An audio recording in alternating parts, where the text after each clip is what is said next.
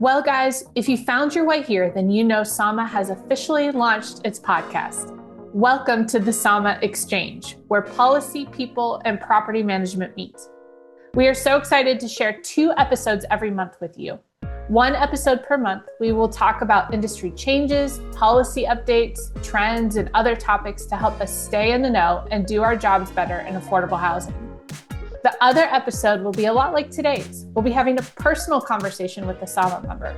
We'll be talking to them about how they got started in affordable housing, what got them involved with SAHMA in the first place, and what motivates them to keep going in the work they do. This week, as we launch our podcast, we're talking to none other than Dennis McWilliams. Dennis is the immediate past president of SAHMA. He's also a regional property manager with Michael's Management, and we cannot wait for you to hear this conversation. Most people don't major in affordable housing in college. Actually, most people end up in affordable housing almost by accident. Dennis's story is probably a lot like yours with a few different details. Let's dive in with Dennis about his journey on how he got to affordable housing. As you talk to people, you will find that it was completely by accident. I was looking for a new career path. I was somewhat fresh out of the military. I spent some time in the automotive sales industry, which I thought I was going to love. Maybe not so much. So it was, and so I'm like, you know what, this is not the career path for me. Let's look at something else. So completely by accident, I responded and was hired as a front desk receptionist type position and just worked my way through different ranks. I had great people who would train me and would learn from their experience. And the more I learned, the more intrigued. And it became more than just a career. It became a passion of mine. So what I was doing was something that I was passionate about. So. We love Dennis's story about how he got involved with affordable housing because it's probably so much like most of our stories. But we found out from Dennis that once you get in, you usually form a pretty deep-seated passion about what you're doing and the people you're serving. Let's talk to Dennis a little bit more about what keeps that passion going. Because I saw the effect that we had on people's lives and the fact that, I didn't even realize that this industry was out there at the time that I started. And I'm like, people don't realize. And when you get onto the property and you see that these people are just like everybody else, but they've fallen on hard times or they just don't have enough to survive. And it's between paying their rent or getting their medications or getting food and knowing that being in that affordable industry and that place where they can actually afford to do both, pay the rent and afford their medications and afford the food to feed their children. It's like, wow, okay, I'm making a difference in these people's lives. So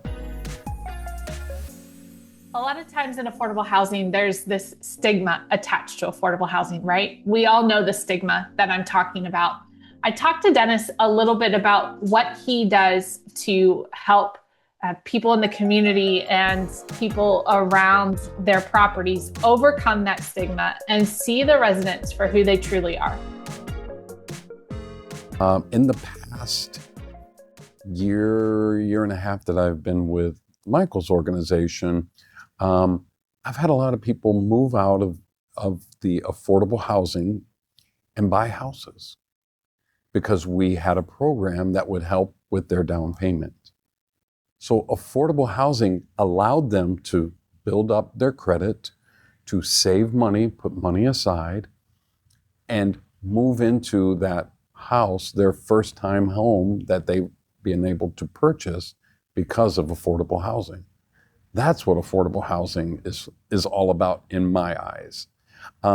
Yes, you are going to have people that are generational, go from generation to generation living in affordable housing.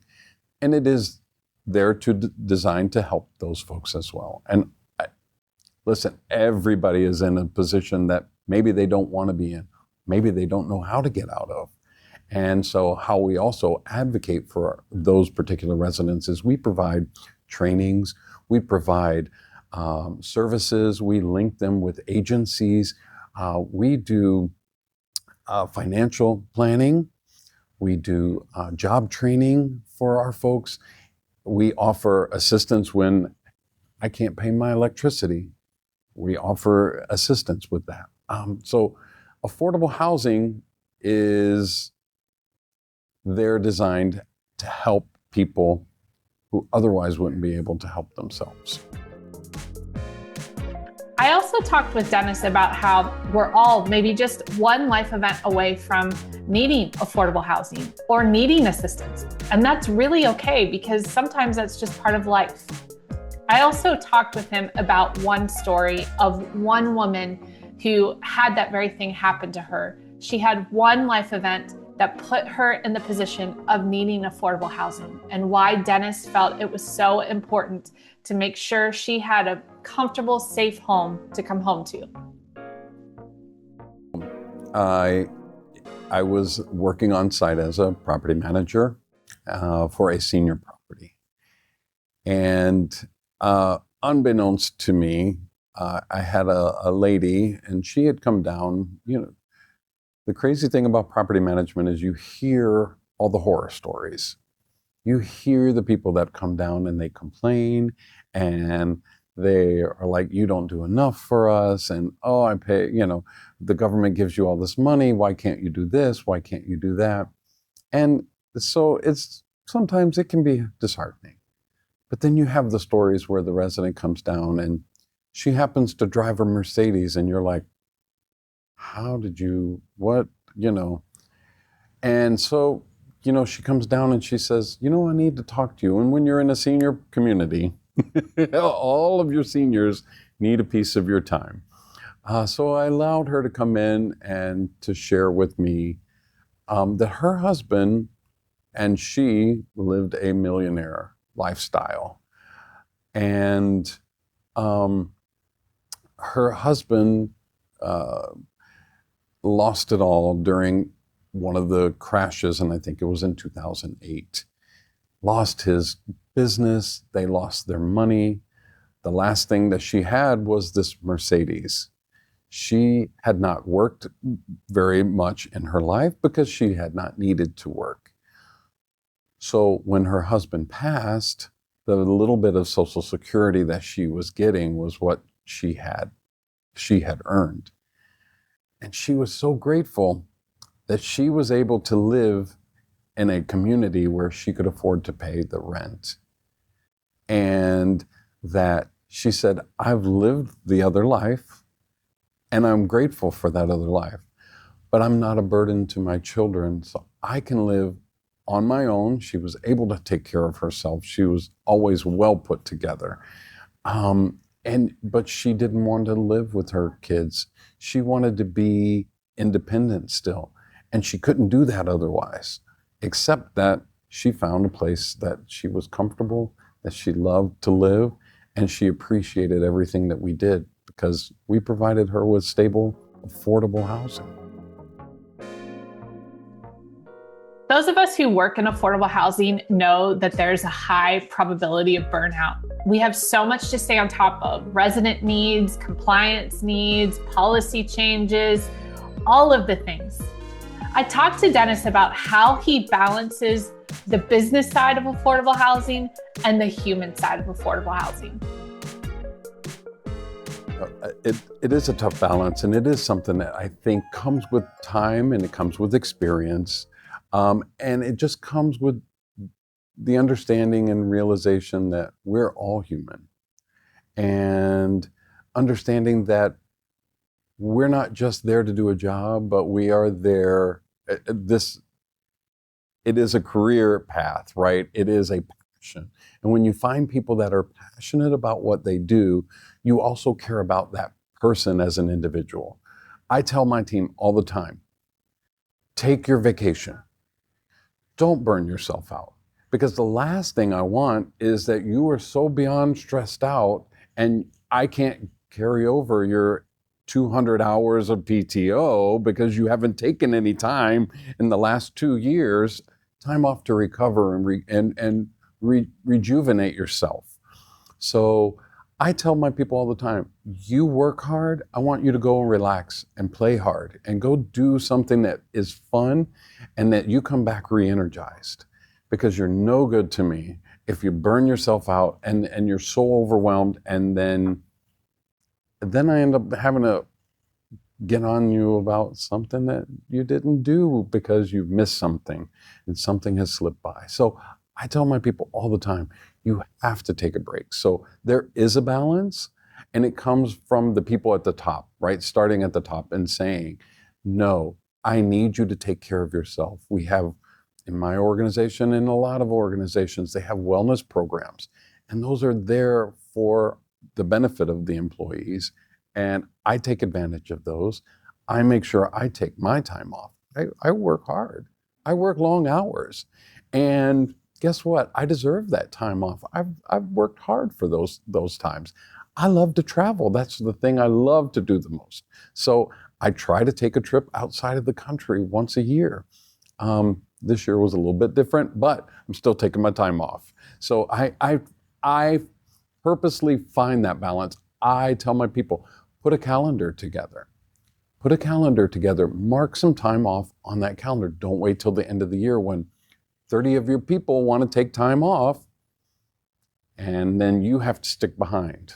And so schedule your time. So it is definitely a purposeful, mindful thing that you have to do in order to stay balanced. So we've discovered that Dennis loves to travel. And this has nothing to do with affordable housing other than it's something that keeps him going. So I was really curious, where has Dennis gone that he has just loved? Let's find out.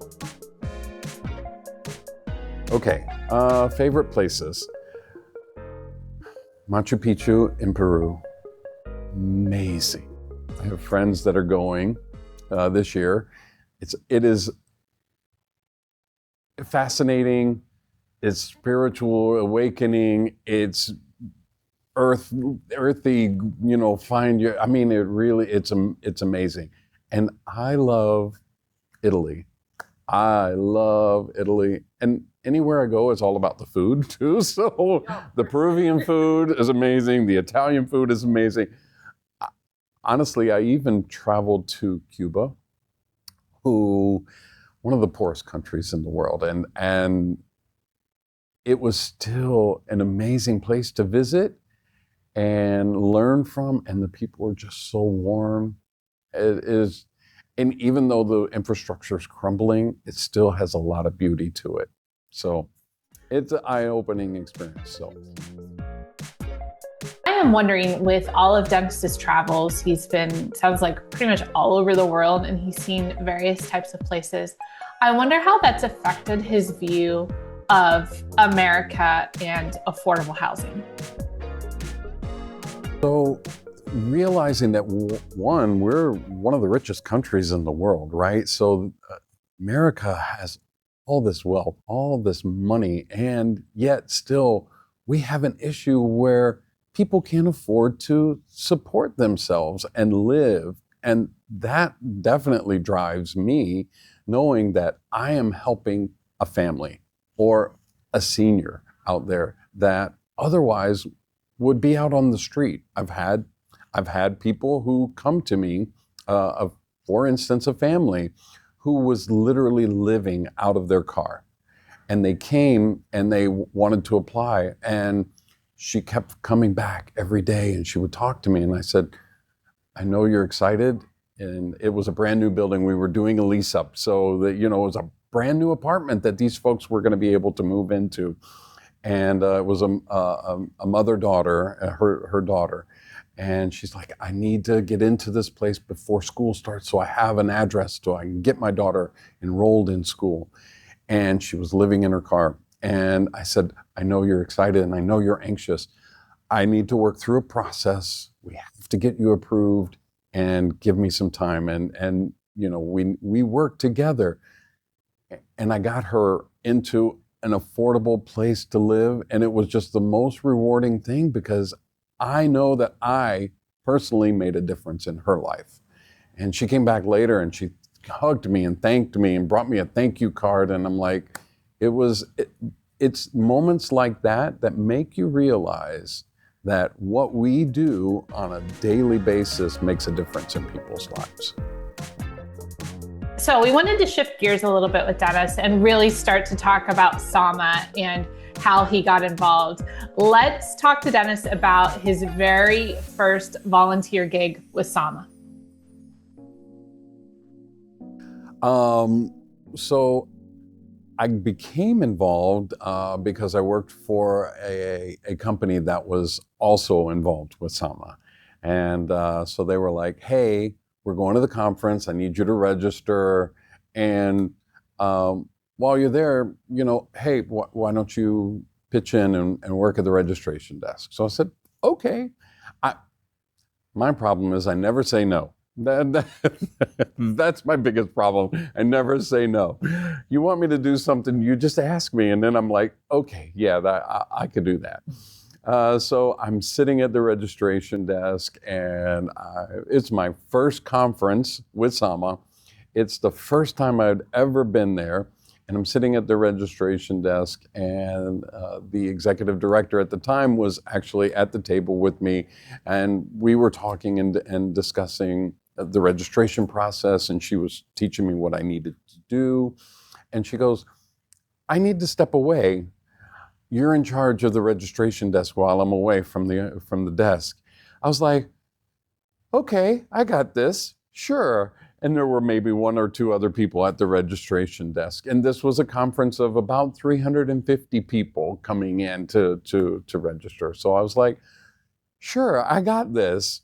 The very next year, I was the registration coordinator for the conference. The year following that, or 2 years following that, I became the state conference chair. And then the state director had moved on to a different position, and they invited me to be the state director. And I have just consistently progressed because somebody came up and said, hey, would you be willing to do this for us? And I said, yeah. And I was able to do that. I was able to fulfill what they asked me to do, and I did it to the best of my ability and was recognized. And they said, hey, you've done a great job. Won't you come and do something more? So that's led me to the presidency of SAHMA. I mean, that's where I'm at. And sometimes I pinch myself. I'm like, how did I get here?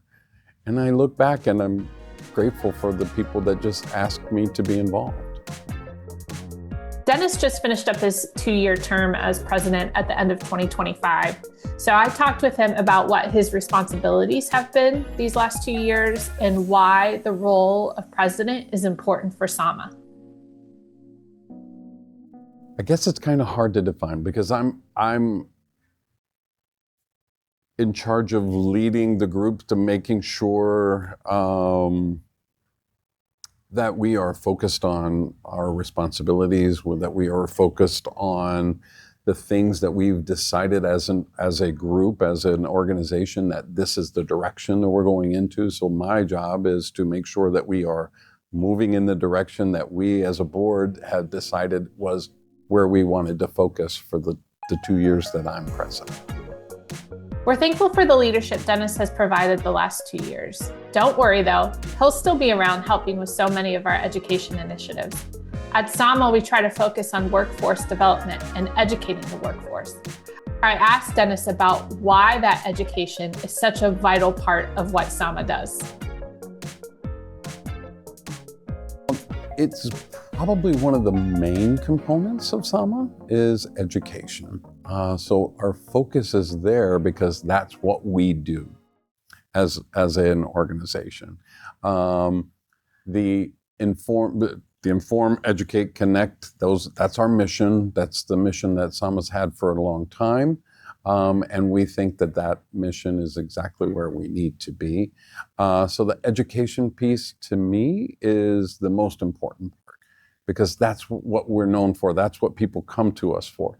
These conferences are great for networking, but there's also that education component that we do so well. I feel like we do so well. I asked Dennis about these education opportunities and how the courses and the trainings have helped him personally in his own career. Let's listen to what he has to say. So it has helped me. I have earned certifications through SAHMA. I have been on panels. People have asked me to serve on panels. It has helped me to moderate, because being a part of SAHMA, growing with SAHMA, learning from SAHMA has helped me to also teach others and to educate others that have come along. We're so thankful for Dennis's leadership at SAHMA, and we're so grateful for his time today and sharing his story and sharing his passion for affordable housing. I'm pretty certain that you'll pick up on the fact that Dennis loves what he does, and he's excited to share his just his experiences with the people around him. To wrap up with Dennis, I asked him what are some final words he has for people who want to get involved with SAHMA and how they can go about that. So let's listen to Dennis one more time, and then we'll wrap it up.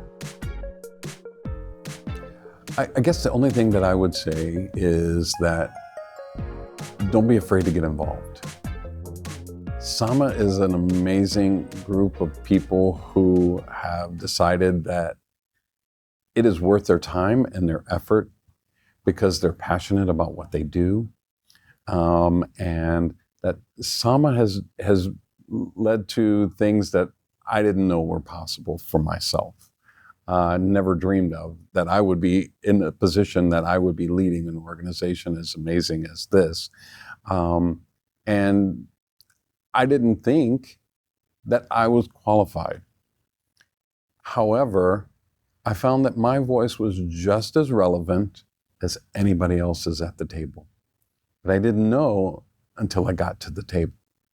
And then when I said, hey, I have something to say, people listened just as much as I listened to those that were also at the table. So everybody's voice matters.